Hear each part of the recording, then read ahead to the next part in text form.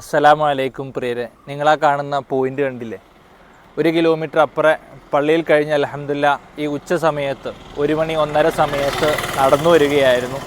നല്ല ചൂടാണ്, നല്ല വെയിലാണുള്ളത്.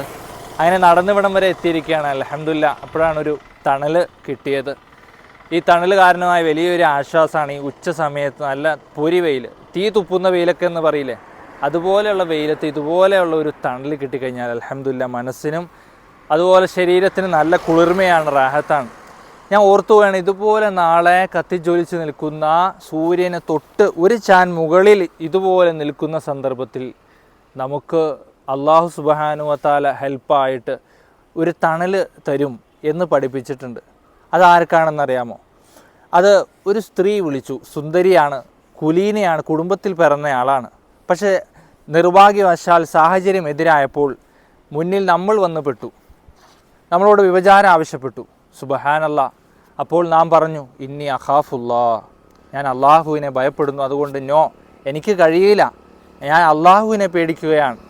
അതുകൊണ്ട് ഈ ഒരു മറുപടി പറഞ്ഞ ആ ഒരു വ്യക്തി, ആ ഒരു പുരുഷൻ, അയാൾക്കിതുപോലെ നാളെ അർശിൻ്റെ തണലുണ്ട്. അതുപോലെ ഇലാഹിയായ സ്മരണയിൽ ജീവിക്കുന്നയാൾക്കും ഇതുപോലെയുള്ള പൊള്ളുന്ന വെയിലിൽ, മഅ്ശറയിലെ വെയിലിൽ നിന്ന് എന്തുണ്ട്, തണലുണ്ട് എന്ന് അള്ളാഹു സുബ്ഹാനഹു വ തആല പഠിപ്പിക്കുകയാണ്. എപ്പോഴും ഇലാഹിയായ സ്മരണ.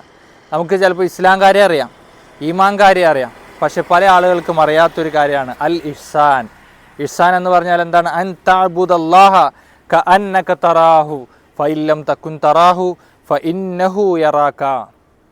അള്ളാഹുവിനെ നീ കാണുന്നത് പോലെ അവന് ആരാധന, അമലുകൾ ചെയ്യുക. യഥാർത്ഥത്തിൽ നമുക്ക് അള്ളാഹുവിനെ ഇപ്പോൾ കാണാൻ കഴിയുകയില്ല, പക്ഷേ അള്ളാഹു നമ്മെ കാണുന്നുണ്ട് എന്നുള്ള ആ ചിന്തയിൽ നാം എപ്പോഴും ജീവിക്കുക. സുബ്ഹാനല്ലാഹ്, റജബ് മാസമാണ്.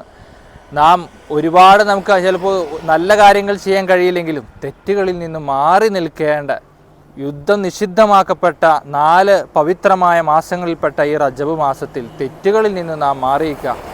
ഈ ഒരു പറഞ്ഞ ഇലാഹിയായ സ്മരണ, പുരുഷനാവട്ടെ സ്ത്രീ ആവട്ടെ, അവർക്ക് ഈ ഇലാഹിയായ ദൈവികമായ ബോധം നമുക്കുണ്ടാകണം. പ്രിയമുള്ളവർ, ഇന്ന് എല്ലാ ഉമ്മമാരും സഹോദരിമാരും റീൽസ് ഉണ്ടാക്കുന്ന തിരക്കിലാണ്. അവരുടെ വീടിൻ്റെ ഉള്ളറകളിലെ വിശേഷങ്ങൾ, അവർ രാവിലെ കഴിച്ചെന്താണ്, ഉച്ചയ്ക്ക് കഴിച്ചെന്താണ്, ഇങ്ങനെ തുടങ്ങിയ വിശേഷങ്ങളൊക്കെ റീലായിട്ട് മറ്റ് ആളുകളുടെ അക്കൗണ്ടിലേക്ക്, ഇൻസ്റ്റാഗ്രാം അക്കൗണ്ട്, ഫേസ്ബുക്ക് അക്കൗണ്ടിലേക്ക് അയച്ചു കൊടുത്തുകൊണ്ട് അവർ എല്ലാം മറന്ന ഒരു കാലഘട്ടത്തിൽ അള്ളാഹുവിനെ ഓർക്കുക. ഇൻഷാ അല്ലാഹ്.